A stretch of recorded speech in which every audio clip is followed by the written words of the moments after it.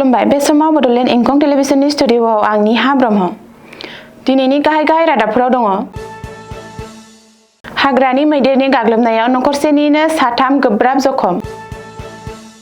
लामा जाब्रबथायाव जिउ खहा फगामुख थानानि असि सत्येन्द्र मालाकार गोबांसा जखम। सिआइडिआ जुबिननि केसजों लोगोसे बिएनएसनि बुथारनाय धाराखौ सरजाबबाय। गसाइगावआव हाग्रानि मैदेरनि गाग्लोबनायाव सासे सुबुंनि जिउ खहा।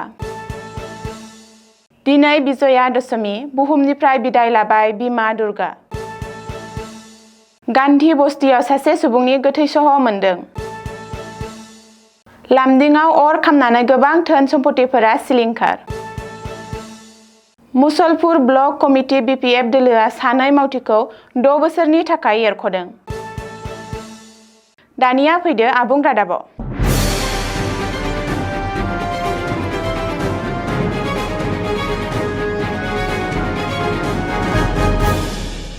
लंकायाव हाग्रानि मैदेरनि उदखार। हाग्रानि मैदेरनि गाग्लोबनायाव मोनसे नखरनिनो साथाम सुबुङा गोब्राब जखम जायो।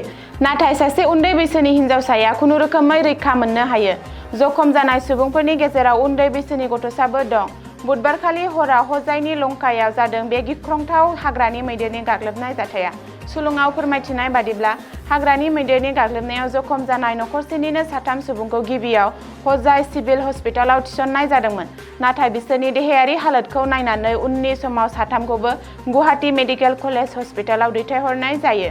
बबेखानि साथामबो सुबुंनि हालोदा दासिमबो गोब्राब आरो खैफोद गोनां होननानै सुलुङाव फोरमायदों। रिपर्ट बादिब्ला बुधबारखालि हराव उन्दुलांफुनाय समावनो लंकाजान दर्जिसिट गामियाव हाग्रानि मैदेर फालोआ हाबफैनानै उदखार खालामो आरो न'बांफोरखौ सिफायफैयो। बे जाथायाव नखरसेनिनो साथाम सुबुङा गोब्राब जखम जानांदों। टियकनि फगामुगाव मोनसे गिख्रंथाव लामा जाब्रबथाय जादों। बे गिख्रंथाव लामा जाब्रबथायाव फगामुख पुलिस थानानि असि सत्येन्द्र मालाकारा जिउ खहा जानायजों लोगोसे गोबांसा जवानफोरा जखम जायो। मिथिनो हानाय बादिब्ला महानबमीनि हराव जाजि दैमानि दैया हरखाब देरबोना बाना जानायनि खौरां मोननायनि उनावनो पुलिसनि मोनसे टीमा ओंखारलांदोंमोन। हरखाब दैमानि दै देरबोनायाव गुबुन गुबुन जायगायाव माथावरिनि फारसे खैफोद फैनाय खौरांखौ मोननानै नायबिजिरनो थांदोंमोन पुलिसनि टीमा। असि सत्येन्द्र मालाकारा दैदेनदोंमोन पुलिसनि टीमखौ। बे समावनो मरिजाजिर गामिनि साखाथियाव पुलिस टीमनि बोलेर' गारिया कन्ट्रल गोमानानै लामा सेरनि गोथौ फुख्रियाव गलांना मोनसे गिख्रंथाव जाब्रबथायाव मोगा-मोगि जायो। बे जाब्रबथायाव असि सत्येन्द्र मालाकारा जिउ गोमायो। बेनि अनगायैबो एएसआइ मरनि नाथजों लोगोसे 7 पुलिस जवान आरो भिलेज पुलिसनि आफादगिरि पवन गगैया जखम जायो। रिपर्ट बादिब्ला जखम जानाय जवानफोरखौ हरनि समावनो टियकनि देहा फाहामसालियाव लांनाय जायो। उननि समाव पवन गगैनि हालोदखौ नायनानै जरहाट मेडिकेल कलेज आरो हस्पिटालाव दैथायहरो। नाथाय गुबुन 7 पुलिस जवानफोरखौ जखम जानाया गोब्राब नङिनि जुनै हरावनो देहा फाहामसालिनिफ्राय हगारहरो। आसामनि हार्टथ्रब जुबिन गार्गनि अबथिरा रुंसारि जानायनि सायाव सिआइडिनो थिसननाय 18/2025 नम्बरनि केसजों लोगोसे गोदानै भारतीय न्याय संहिता सुंद'यै बिएनएसनि मोनसे धारा सरजाबनाय जादों। मिथिनो हानाय बादिब्ला जुबिननि केसजों लोगोसे बिएनएसनि 103 धाराखौ सरजाबदों। बुथारनायनि केसआव 103 धाराखौ जाबसिननाय जायो। श्यामकानु महन्त आरो सिद्धार्थ शर्माखौ गुवाहाटीयाव लाबोनानै एसआइटिआ जेरा खालामनायनि उनाव जुबिननि केसजों लोगोसे बिएनएसनि धाराखौ जाबसिनदों।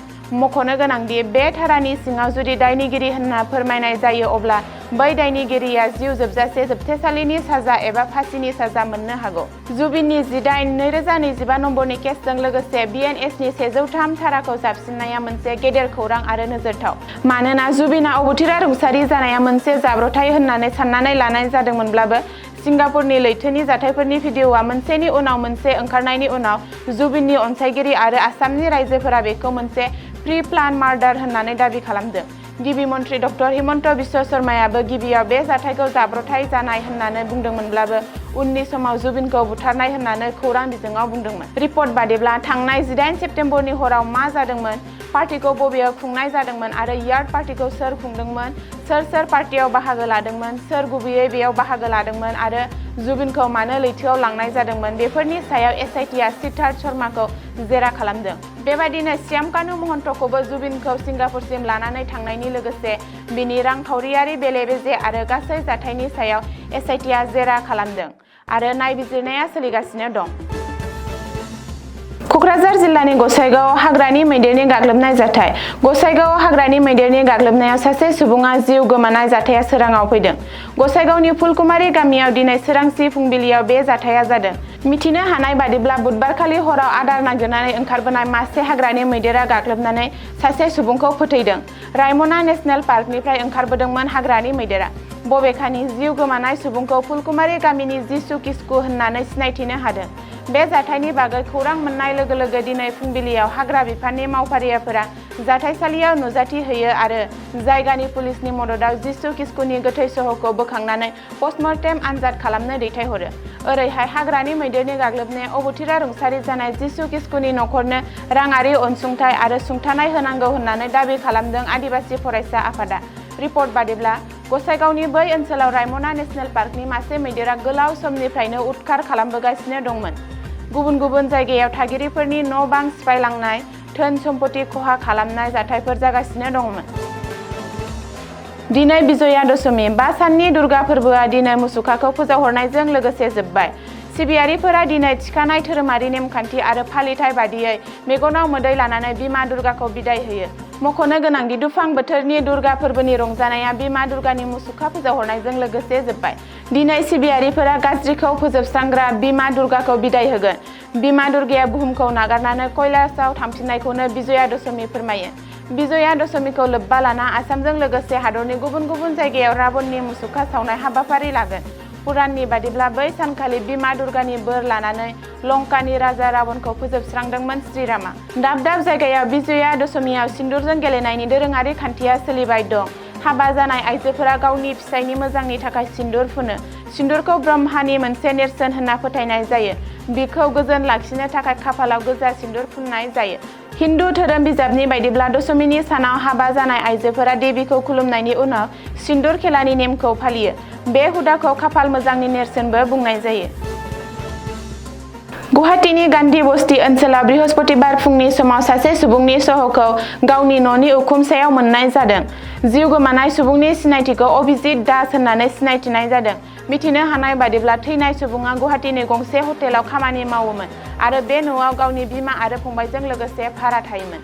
अभिजितआ थांनाय माखासे साननिफ्रायनो उदैयाव गोब्राब सानायजों भुगिनांगासिनो दंमोन, जायनि थाखाय बियो पेनकिलार बाहायदोंमोन। बबेखानि पुलिस रिपर्टनिफ्राय बेखौबो मिथिनो मोन्दोंमोन दि अभिजितआ थांनाय हराव गासै मोन 20सो सानाय होबथाग्रा टेब्लेटफोर लादोंमोन। बिमा आरो फंबायआ उखुम सायाव अभिजितखौ थांनायखौ मिथिनो मोनाखैमोन आरो उनाव नखरनि सुबुंफोरा अखानायै फुङाव अभिजितखौ जिउ गैयै हालोदाव मोनो। खौरां हरनायनि उनाव पुलिसआ जाथायसालियाव नुजाथिहैनानै मुलिनि माखासे लांदां बाक्सुफोर मोननायजों लोगोसे बे जाथायनि सायाव नायबिजिरनायखौ जागायो। लुमडिंआव हर गेजेराव दुर्गा फुजा फालिनाय समावनो मोनसे गिख्रंथाव अर जोंखांदों। बे जाथाया खोला लुमडिं पन्चायतनि सिङाव थानाय सांलुज बालुनाला रडनि वार्ड नं 1 आव जादों। मिथिनो हानाय बादिब्ला बे अरा बापन दासनि न'आव नांदोंमोन, जायनि जाहोनाव गोबां लाख रांनि धोन सम्पतिफोरा सिलिंखार जायो। खाफाल मोजांदि अर जोंब्लावखांनाय समाव नखराव सोद्रोमाफोर गैयैनि जाहोनाव सासेबो सुबुंफोरा जोखोम जानायनि खौरां मोननाय जायाखै। बबेखानि अर खामनायनि गुबै जाहोनखौ दासिमबो रोखायै मिथिनो मोननाय जायाखैमोन। बे जाथायनि खौरां मोननाय लोगो लोगोनो लुमडिं पुलिसजों लोगोसे अर खोमोरग्रा आरो इमारजेन्सि सिबिथाइफोरा थाबैनो जाथायसालियाव नुजाथिहैना गोब्राब नाजानायनि उनाव माखासे समनि गेजेराव जोंब्लावखांनाय अरखौ दबथायनो हादोंमोन। दासान्दि मावख'गिरिफोरा अर खामनायनि गुबै जाहोनखौ नायबिजिरनो गोख्रों राहा लानाय जाबाय। थांनाय बिटिसि बिसायख'थियाव हानजानि बेरेखा हाबा मावनायनि दायाव रिन्दाव बसुमतारी आरो जाहांगीर आलम मोनहा 6 बोसोरनि थाखाय बिपिएफ राजखान्थि हानजानिफ्राय एरख'जादों। 24 नं मुसलपुर बिटिसि बियाबनि बिपिएफ बिजाथि अनसुमै खुंगुर बर'आ खौरांगिरि मेल खुंनानै फोसावदों। मुसलपुर ब्लक बिपिएफ दोलोनि अर्गेनाइजिं सेक्रेटारि रिंदाव बसुमतारी आरो माइनरिटि सेल मुसलपुर ब्लक बिपिएफनि आफादगिरि जाहांगीर आलमखौ दोलोनि बेरेखा खामानियाव लोब्बा थानायनि थाखाय होखारनाय जादों। बिपिएफ दोलोनि सैथोथिखौ लाखिनाया जोंनि जौसिन गोनांथि आरो बेखायनो नोंथांमोनखौ 6 बोसोरनि थाखाय दोलोनिफ्राय एरख'नाय जाबाय होननानै दुखु फोरमायनायजों फोरमायथिदों दोलोनि दैदेनगिरि अनसुमै खुंगुर बर'आ। दिनैनि रादाबा एसेनोसै, गोजोन्थों।